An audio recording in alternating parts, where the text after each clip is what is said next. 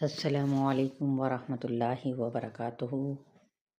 رب اشرح لی صدری ویسر لی امری واحلل عقدۃ من لسانی یفقہوا قولی۔ پارہ نمبر 13 سورہ ابراہیم، اور آیت نمبر ہم پڑھیں گے آج 42 سے۔ تو آپ لوگ جانتے ہیں نا کہ جس نے ایک آیت بھی پڑھی تو اس کا کیا کام ہے؟ وہ اسے اوروں تک پہنچا دے۔ یہ آپ نے اپنے پلے باندھ کر تو ان آیات کو قرآن پاک کی اس جو سلسلہ شروع ہوا ہے اس چینل پر، اسے ضرور آگے شیئر کرتے جایا کریں۔ چلیں جی، اعوذ باللہ من الشیطان الرجیم، بسم اللہ الرحمن الرحیم۔ وَلَا تَحْسَبَنَّ اللَّهَ غَافِلًا عَمَّا يَعْمَلُ الظَّالِمُونَ إِنَّمَا يُؤَخِّرُهُمْ لِيَوْمٍ تَشْخَصُ فِيهِ الْأَبْصَارُ۔ لفظی ترجمہ اور ساتھ میں تھوڑی سی وضاحت بھی۔ ولا اور نہ، تحسبن تم سمجھو، سین با، اللہ کو، غافلاً غافل، عما اس سے جو، یعملو عمل کرتے ہیں، الظالمون ظالم لوگ، انما بے شک، یؤخرہم وہ ڈھیل دے رہا ہے ان کو، لیومن ایک دن کے لیے، تشخصو شین خاصات پتھرا جائیں گی، فیہ الابصار اس میں نگاہیں، تشخصو یہ ہے اصل میں دور کی چیز پر نظریں جمانا، یہی نظام خوف میں بھی ہوتا ہے۔ اور اسی طرح یہ جو ہے سر اٹھا کر دوڑنا، تو یہ کیا ہے؟ کسی دور کی چیز کے پیچھے دوڑ لگانے کے لیے سر اٹھا کر، ظاہر ہے سر آپ اٹھا کر دوڑیں گے تبھی اپنے مقام تک پہنچ سکیں گے، ادروائز اب آپ نے اگر نیچے نظریں رکھ کر دوڑ لگائی تو پھر نیچے ہی رہ جاؤ گے، آگے آپ کسی بھی چیز کے ساتھ کیا ہے، ٹکر کھا سکتے ہو۔ مہطعین مقنعی رؤوسہم لا يرتد الیہم طرفہم وافئدتہم ہواء۔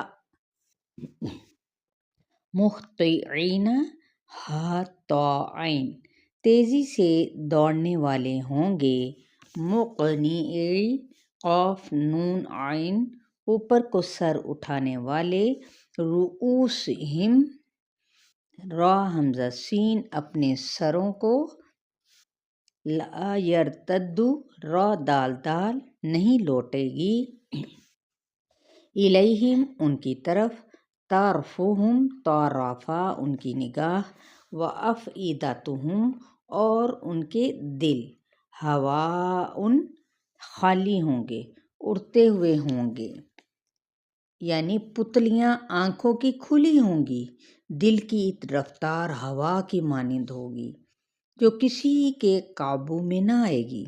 اور یہ کیفیت کب ہوتی ہے؟ فرائٹ کے وقت ہوتی ہے یہ، اور یہ کب ہوگا انسانوں کے ساتھ؟ حشر کے میدان میں۔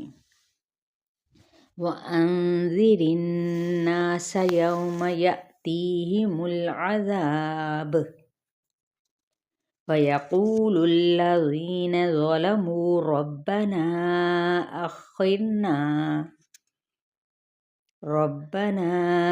أَخِّرْنَا إِلَىٰ أَجَلٍ قَرِيبٍ نُجِبْ دَعْوَتَكَ وَنَتَّبِعِ الرُّسُلَ أَوَلَمْ تَكُونُوا أَقْسَمْتُم مِّن قَبْلُ مَا لَكُم مِّن زَوَالٍ۔ وَأَنذِرِ اور خبردار کیجئے، النَّاسَ لوگوں کو، یوم جس دن، یأتیہم آئے گا ان کے پاس العذاب عذاب،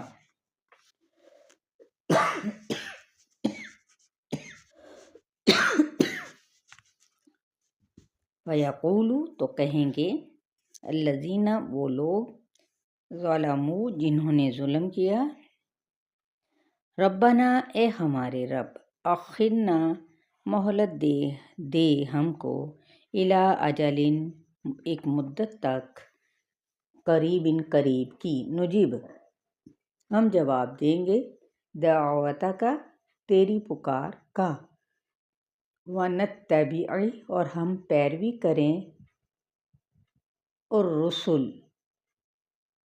رسولوں کی، اولم کیا نہیں، تکونو تھے ہم، اقسمتم قسمیں کھاتے تم، من قبل اس سے پہلے، مالکم نہیں تمہارے لیے، من زوال زا یا لام کوئی زوال،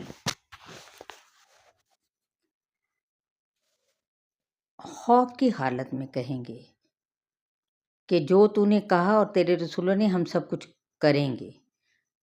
یہاں پر قسم کا کیا مطلب ہے کہ پکا دل میں سوچا ہوا تھا کہ یہ ایسے ہی مولویوں کے افسانے ہیں کہ قیامت آئے گی، گویا تم نے نہ مرنے کی قسم کھا رکھی تھی، ورنہ اگر مرنے کا خیال بھی آ جاتا تو کچھ خرافات تو کم ہو جاتی۔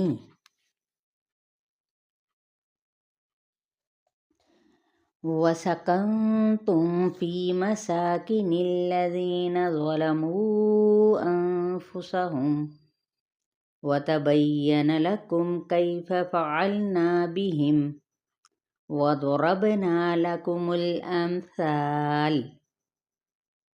وَسَكَنْتُمْ اور ٹھہرے رہے تم، فی مساکن اپنے گھروں میں، الذین ان لوگوں کے، ظلموا جنہوں نے ظلم کیا، کن پر، انفسہم اپنی ہی جانوں پر، وتبین اور واضح ہو گیا، لکم تمہارے لیے، کیف کس طرح، فعلنا سلوک کیا ہم نے، بہم ان کے ساتھ، وضربنا اور بیان کر دیں ہم نے، لکم الامثال تمہارے لیے مثالیں۔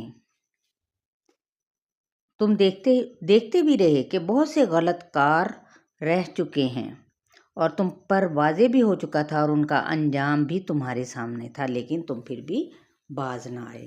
آیت نمبر 45 تک آپ لوگوں کا لیسن ہے۔ السلام علیکم ورحمۃ اللہ وبرکاتہ۔